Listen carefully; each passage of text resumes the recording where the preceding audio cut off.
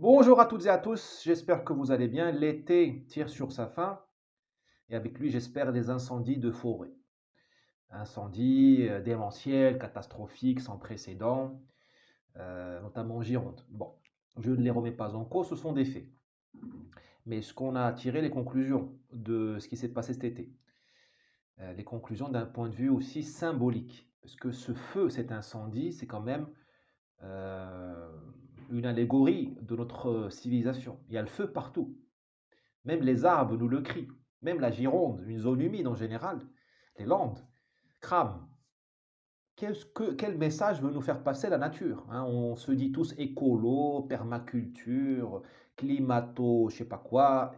Eh bien, on ne comprend pas les messages de la nature. Elle doit nous les cracher dessus, quitte à nous brûler. Elle s'exprime par le lance-flamme à la limite. C'est que nous sommes sourds, aveugles, nous ne comprenons plus rien.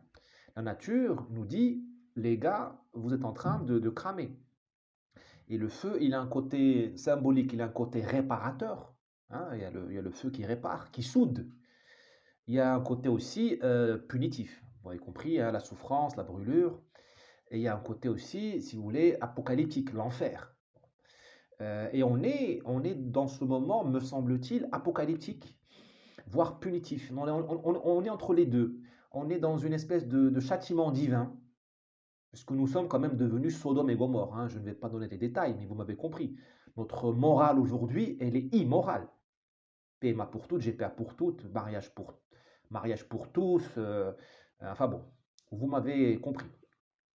Et nous sommes aussi dans un moment ça c'est il y a une punition divine. Et puis il y a aussi les prémices de l'Apocalypse.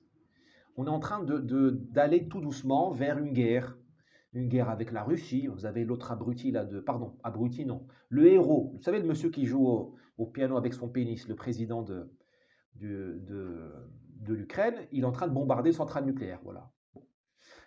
Vous avez la crise économique qui vient.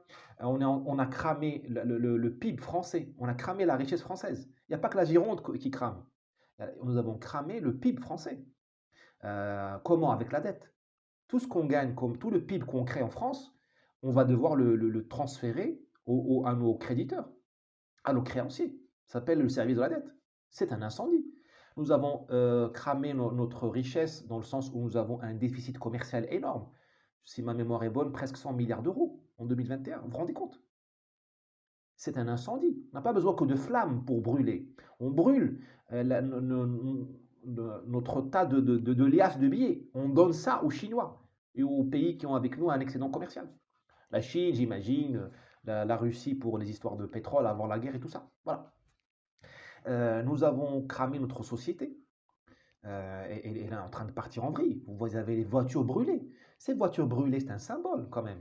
Ce feu dans les voitures par des jeunes qui n'ont pas de gratitude par rapport à nous, par des feux d'objets de consommation. La voiture, objet de consommation. Des feux commis contre des objets de travail, des instruments de travail, parce que finalement, on ne brûle pas les voitures des membres du gouvernement, on brûle les voitures des travailleurs français qui vivent encore dans les HLM et tout ça. Donc, vous avez toute une. Il y a le feu. Et il y a le feu à Notre-Dame, symbole, hein, s'il en est, de l'autre époque. Et ce feu-là, c'est pas un feu qui a été, c'est pas un feu d'un volcan. C'est un feu qui est, on dirait un feu de tourbe. Vous savez, la tourbe, c'est le sous-sol, tu vois, 10, 20, 30 centimètres sous terre. Tu as un feu qui couve. Et puis à un moment donné, il effleure. Et tu as l'embrasement de la savane, des Landes. En Sibérie, en Russie, il y a beaucoup de ça, le feu de tourbe. Au Canada aussi. Nous avons ça aussi. Et ce feu de tourbe a commencé, allez, disons, en mai 68, peut-être avant. On a mis des braises aux quatre coins de la société. La société est une maison. Imaginez une maison avec des piliers, des poutres et tout ça. Et on a mis des braises qui ont diffusé une chaleur, un feu de tourbe.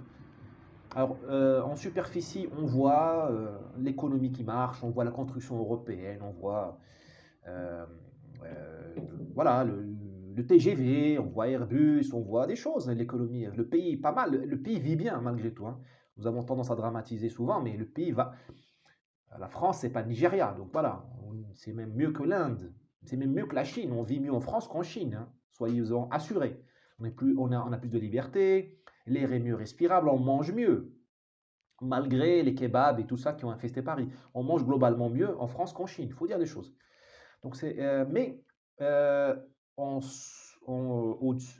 loin des yeux, enfin, loin de ce que les yeux révèlent, en profondeur, le pays brûle. Et là, vous avez l'embrasement généralisé. Tous, tous les indicateurs sont au rouge. Le rouge, le feu. Voilà. Donc finalement, j'espère que nous entendrons l'appel de la forêt qui brûle, parce que l'appel de Dieu, on ne veut plus l'entendre, parce que la gauche nous a dit Dieu est mort. Bon, bah, on verra à la fin le jugement dernier qui va rigoler. D'accord? D'ailleurs, j'invite la gauche à se repentir tant qu'il est temps. Et prenez ça de ma part gratuitement, hein. Vous pouvez être chrétien, juif, ce que vous voulez, mais ne tournez jamais le dos à Dieu. Bon. Vous avez. Donc, Dieu, on n'entend plus. On n'entend plus la morale républicaine. Parce que nous, en France, on a dit Dieu est mort et on a mis à la place la religion de la République. Des francs-maçons, des laïcards, tout ça. Même eux, on ne les entend plus. Ils sont tous, ils ont baissé les armes, pour pas dire autre chose, et ils se sont rendus au grand démon capitaliste, à l'hydre, qui a une tête à Bruxelles, une à Berlin, l'autre à Londres et l'autre à New York. Et les mondialistes, LGBTistes, covidistes, voilà. Donc même la religion républicaine laïque et tout ça, on ne veut plus l'entendre. Parce qu'il y avait des choses très bonnes dans les valeurs de la République française. Il y avait une rigueur, il y avait une morale. La grande trouvaille, la grande prouesse de la République française, c'est d'avoir créé, à mon humble avis, pour la première fois dans l'histoire, vous pouvez me contredire si vous avez d'autres exemples, pour la première fois dans l'histoire, nous avons pu créer une morale non religieuse. C'est-à-dire une rigueur, une noblesse d'âme chez des gens qui ne croient pas en Dieu. Moi, je suis bluffé. Ça, c'est la France. Ça, c'est la France. Malheureusement, ça a donné Macron. Bon, les énarques ont donné Macron. Voilà, c'est ça. Ça a donné Darmanin, Attal, Marlène Schiappa, tout ça. C'est ça aujourd'hui la morale républicaine. Bon. Donc on n'entend plus Dieu, on n'entend plus la morale républicaine. Il n'y a plus que les pins et les ormes et les platanes et les chênes pour nous dire, avec leur crépillement, l'explosion du bois qui explose à base de carbone. Il n'y a plus que le carbone. Peut-être que le carbone, le monoxyde ou le dioxyde de carbone, je ne sais plus. Peut-être que le soufre, peut-être que les cendres se déposeront dans nos narines et déposeront le message que les mots, que les cris du bon sens et de la rigueur et de la droiture ne déposent plus. Voilà. Nous sommes sourds, muets, aveugles aux mots, aux images. Nous avons vu, enfin, la société brûle. Et nous, on ne veut pas. On est incapable, on n'a plus les codes pour comprendre quoi que ce soit. D'ailleurs, nous parlons le langage inclusif, c'est dire que nous sommes infoutus de comprendre quoi que ce soit. Nous avons tourné le dos à nos ancêtres. Le choix de la langue inclusive, de cette ignoble langue inclusive, c'est un bras d'honneur donné à nos ancêtres. On dit on ne veut plus vous entendre. Et vous savez, une société, c'est une symphonie des morts. Comme le disait Gustave Le Bon, nous avons tous dans la société la voix des morts. Les morts nous parlent. Ils nous parlent par le Louvre, par Versailles, par la Tour Eiffel. Ils nous parlent dans la langue. Le français que je parle, c'est le français de vos morts, de vos anciens, les poilus, les gens du 19e, du 18e, 17e. L'arabe classique que je parle, c'est l'arabe de Quraysh, de la Mecque. Il y a 1400 ans, 2000 ans. Or, quand tu dis le langage inclusif, tu tournes le dos à tes morts. Eh bien, tes morts, ils te hantent comme des fantômes. Tu n'échappes pas à tes morts parce qu'ils roulent, ils coulent dans tes gènes. N'en déplaise aux transhumanistes, que Dieu les maudisse. Donc voilà, les morts se vengeront sur nous. Là, ils nous ont donné un dernier avertissement. Par ces feux de forêt énormes en Gironde, en Californie, Sodome et Gomorre. M'excuse, je suis désolé. Voilà, et je ne suis pas un conservateur, je ne suis pas conservateur, je suis pas, il faut pas, on n'est plus puritain, c'est fini là. Nous avons tous goûté à la liberté sexuelle, on ne peut plus revenir en arrière. Il faut rénover, il faut rénover. Mais avant de rénover, il faut d'abord retrouver ces cinq sens. Les morts nous donnent un avertissement par le biais des forêts, ces forêts qui brûlent en Espagne, en Grèce, en Italie, voilà. J'allais dire en Algérie, au Maroc, voilà, bon, tout ça. Nous aussi, au Maghreb, nous avons des choses à nous reprocher. Voilà, donc la symbolique du feu. La symbolique du feu, puisse l'été 2022